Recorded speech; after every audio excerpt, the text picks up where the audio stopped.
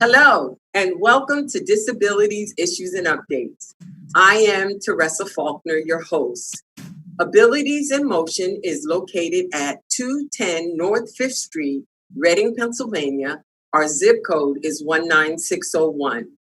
If you have any questions or concerns, please feel free to contact us at 610-376-0010. And we will be more than happy to help you. We also want to remind our viewers concerning COVID-19. Please wear a mask, practice social distancing, wash your hands regularly, try not to touch your face, be smart and where you choose to go, and be cautious wherever you decide or if you're deciding to travel. Today's show is ADA Celebration, and my guest is Shelly Houser. She is the Disability Resource Manager at Abilities in Motion. Shelly, welcome. Good morning, and thanks for having me. My pleasure. I hope you and all of our viewers are really healthy this week and staying cool. And following the CDC guidelines. Absolutely.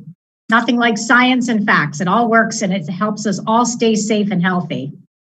Most definitely. So today is about celebration. Something wonderful happened on July the 26th, 1990. Tell us more about it. So this July 26th, 1990, we are celebrating the ADA, the American with Disability Act, that was signed into law, and I'm here to share that with you guys today. So if I could share my screen, I need BCTC to share my screen.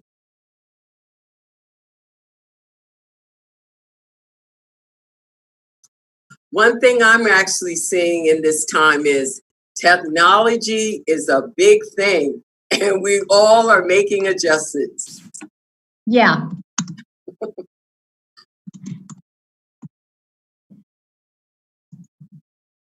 So,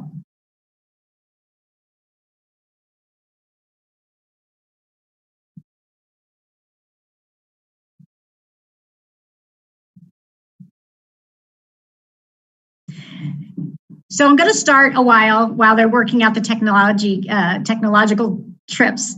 But the ADA was signed into law by President George H.W. Bush in 1990 on the White House lawn, which was the first time any event at all had ever been dealt with there. And it was the largest crowd they had ever seen for the signing of a bill, which was really exciting. Justin Dart was there, and I think Judy Heumann was there. Ed Roberts was not there.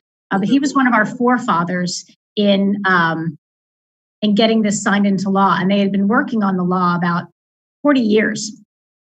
So we're going to, thanks so much, guys, in the studio.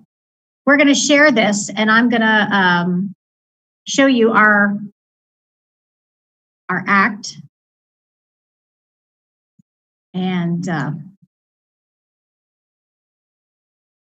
there we go.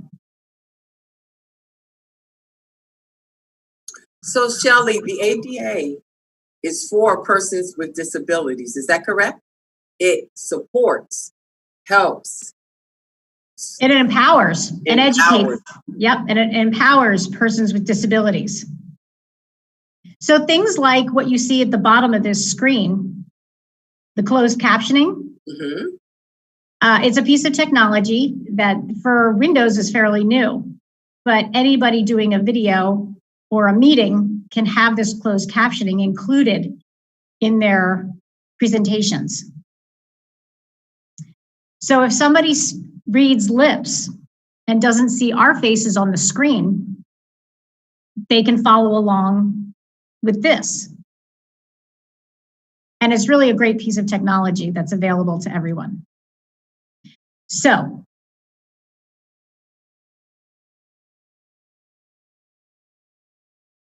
I want to show you quickly a video of the president. It's a news piece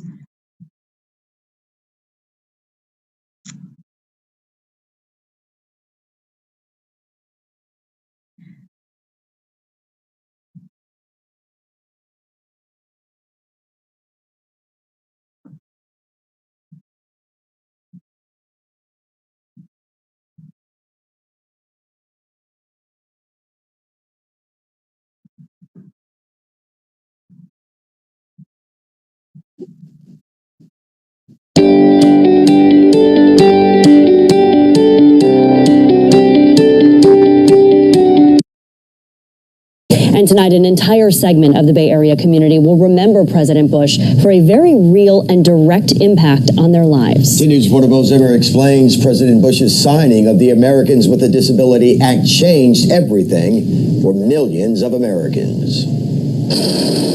Sherry Wilson will always remember George Bush for one thing most, the bill he signed July 26th, 1990. You will remember him for allowing me the opportunity to be able to go to school, have access to that, to be able to go to work and not be discriminated against because of my disability, to be able to drive, to live independently. I will remember former President Bush for the signing and passage of the Americans with Disabilities Act. Wilson says the ADA was a life changer for millions of Americans living with all types of disabilities, from the deaf and blind to those living in wheelchairs like herself. I remember as a child that my father would have to carry me a lot of places. Now, 28 years later, things she could never do as a kid are possible. Now I'm able to go to Disney World and I can ride the rides from my wheelchair. That is because of the ADA. Before then, I wasn't even able to go and enjoy like everyone else. She's far from alone. Nearly 56 million Americans live with some sort of disability, and many celebrate the date with photos of the signing each year. Every anniversary of the ADA, you could see that picture everywhere. So it really, connects. In fact, many credit Bush and the ADA bill with making life worth living. Knowing the fact that that law is in place, it gives them hope. They're more encouraged by wanting to go out and live life to the fullest. His simple signing of something that most fought against or didn't think that it was important has changed so many lives. The bill signed into law in 1990 by George H.W. Bush was the first draft of the ADA. It was later amended and enhanced in 2008. That second bill was signed by Bush's son, George W., with the changes taking effect in 2009. And tonight, an entire segment of the So you can see how important that bill really was and what it's done. And I'd like to go through now and talk about the 5 titles of the ADA and explain what exactly the president had signed into law and how it's affected our lives over the last 30 years. Please, okay. Let's do that. Let's share. Let's get into it. All right. So,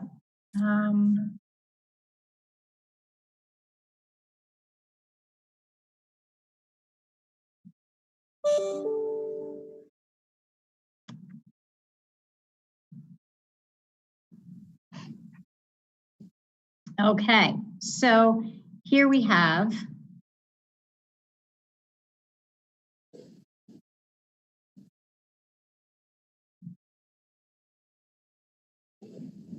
okay. So this is Ed Roberts, and this is who I was talking about earlier. At 14 years old in California, he contracted polio and was deemed to live in an iron lung at that time for the rest of his life. But he had chosen to really want more for himself. So he finished school. He went to college in Berkeley, California. And in the 60s and 70s, he and some other key players and advocates of the country got together and started making colleges like Berkeley more accessible. He went on to being a father, as you can see, and he was an integral part of signing this, getting this law off the ground and started and having people believe in what he was trying to do with his core team. And like I said, it took many years to get this bill to the president on that desk. So there are 5 titles of the American with Disability Act, and they cover employment, discrimination in government services, public accommodations, telecommunications, like we're using today, and miscellaneous items. Title I is employment. Now, this covers anything from the recruitment and the hiring to fair and even promotions, training for everyone, the pay scale, extracurricular social activities, and other basic privileges like health insurance and vacation days and things like that. One part of the hiring process is reasonable accommodations. Terrisa, do you know what reasonable accommodations really are? Not really. I mean, I know a little bit, but I think it'd be best if you explain to our viewers what that looks like. Yeah, I mean, they can be really simple or they can be really quite complex. But I can share that screen and we can go over that together. So the hiring process, and I hear this time and time again, which is why I wanted to bring it up. A lot of persons with disabilities, whether they're extended disabilities or they're new to their disability, they question whether or not they can go back to work. And do they have to tell the employer in the interview about their disability, whether it's seen or unseen? Meaning, do you have a heart condition, or are you low vision, or do you need a wheelchair? Things like that. So by law, it's really important to know this. By law, you do not have to talk about your disability in the interview. You even don't have to mention it when you're hired, unless you need a reasonable accommodation. But you don't have to say anything until the job is offered to you. And then after that point, you decide how much you tell and who you tell. It could be just human resources, or it could be your manager. Or if you have something like disability, diabetes, and you may have, sugar shock, that maybe you want to tell some coworkers, so somebody that's sitting next to you. One of the things I just kind of want to interject here, Shelly, is that we have an employment team at Abilities in Motion. Yes. And if there is a viewer who is thinking about going to work and how it would affect maybe their benefits, or talking more about the reasonable accommodations, our employment team would be more than happy to answer those questions. We have persons that can actually deal with benefits counseling, have questions or things about accommodations, or should I not disclose my disability? What's the right time to actually do that? So if a viewer is watching and you have those questions or concerns, please just give us a call. We'd be more than happy to help you with that.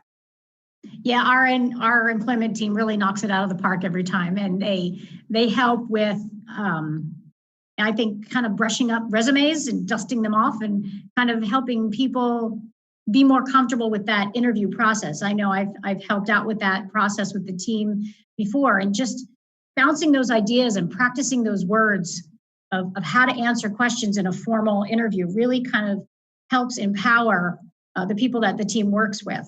And you brought up a really, really good point that I wanted to point out with benefits. A lot of people also with disabilities feel that if they're on benefits, they can't get off their benefits, or if they try to work any amount of hours, that they'll lose all their benefits. And that's just not true, right? That is not true. That is not true. But let's move forward to one of the other titles, discrimination in state and local government services. What's that all about? Absolutely. So, trying to click. There we go. So Title II is non-discrimination in state and local services. And basically what this means is persons with disabilities have to have equal opportunity to benefit from other programs and services and activities. This means going to town hall meetings, getting into the DMV, just about any government, the post office even is a government office. And, they need to have accessibility to get in and out. Some doors are automatic. So that's kind of what that all means. If there's a side disability access entrance, as you see here in this photograph, it needs to be clearly marked and accessible. The doors need to be unlocked and free of being blocked so that all persons can get in during regular business hours. Transportation is another big one. And in the wintertime, it's really kind of difficult for persons that use strollers, walkers and wheelchairs to kind of maybe get off some curb cuts. At bus stations and train stations, or even subway stations, there needs to be clear signage, uncluttered pathways, well-lit areas so you can see the signage, accessible exits and entrances, and or alternative options to get people through safely. Voting polls is a big one that we were talking about, weren't we, Terrisa? Well, I think one of the things I've been hearing is persons are saying my vote doesn't matter. That certainly is not true. No, not in this day and age, especially with mail-in voting and the new electronic machines that pretty much a lot of people have seen by now, which have been really great. And I'd like to get into that. But there are some blockages, can we say, that don't allow all persons with disabilities to vote. But there are ways to get around that. There's more than one way to skin that cat. Well, one of the things too, Shelly, with the pandemic, voters actually have the option to do a mail-in ballot. So that takes away all excuses. Yeah, and I did it online and it was really super easy. And if you don't have a computer and you can't get online, it's easy just to call your local voting services. There's one right here in the city, and ask them to mail the ballot to you. The process was super simple for me because I worked the polls this year, and they mailed it to us, and we all did it at home. There were 4 of us, and we mailed them all back. And I actually got a really great email from the department to say, hey, we received and processed your vote. And with the Act 77 that was implemented last October through Governor Wolf, they can start processing those mail-in ballots prior to Election Day. So again, no excuse there.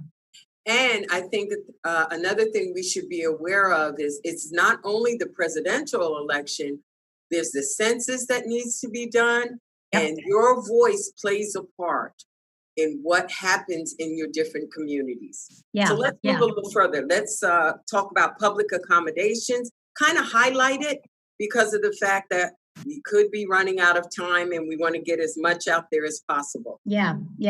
So all voting places do need to have accessible ramps. And if not, the staff really knows how to accommodate that. So with public accommodations, businesses and nonprofit service providers have to provide goods and services that help integrate and comply with the non-discriminatory requirements, which is kind of segregation. So things like the zoo have to have wide open pathways for everyone. I see parks, for children and young adults, they are getting the park services are really taking to making them accessible for everyone. And places like concert venues or theater halls almost always have accessible seating or specialized seating that is safe and actually up higher from the rest of the viewing audience so that they're not blocked from somebody that may stand in front of them if they're seated. Mm-hmm. And that's really important. So some examples of public accommodations are to make everything eligible and equal for all, and providing auxiliary aids. That could be like headphones at the museum, so you could hear about the art. So that's an accessible accommodation.